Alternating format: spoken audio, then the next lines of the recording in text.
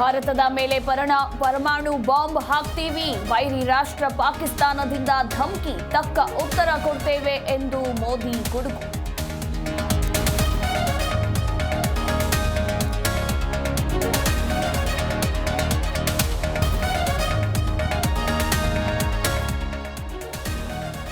ಪಾಕ್ ಮೇಲೆ ಯುದ್ಧಕ್ಕೆ ಸಿಕ್ಕಿದೆಯಾ ಮುನ್ಸೂಚನೆ? ಗಡಿಯಲ್ಲಿ ಸೇನೆಯಿಂದ ತಾಲೀಮು, ರಕ್ಷಣಾ ಸಚಿವರಿಂದ ಸಾಲು ಸಾಲು ಸಭೆ.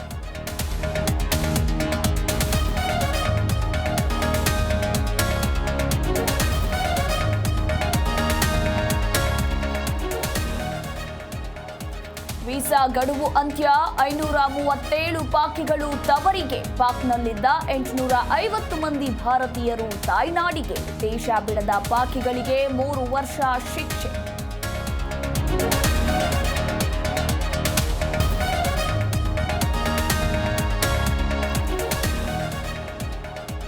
ಯುದ್ಧ ಬೇಡ ಎಂದ ಸಿಎಂ ವಿರುದ್ಧ ಕೇಸರಿ ಕೆಂಡ.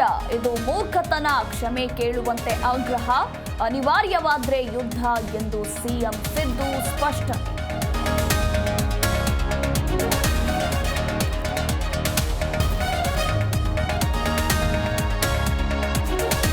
ಕೊಹ್ಲಿ ಪಾಂಡ್ಯ ಸಿಡಿಲಬ್ಬರದ ಅರ್ಧಶತಕ. ಡೆಲ್ಲಿ ವಿರುದ್ಧ ಸೇಡು ತೀರಿಸಿಕೊಂಡ ಆರ್ಸಿಬಿ. ಅಂಕಪಟ್ಟಿಯಲ್ಲಿ ಅಗ್ರಸ್ಥಾನಕ್ಕೆ ಏರಿದ ಬೆಂಗಳೂರು.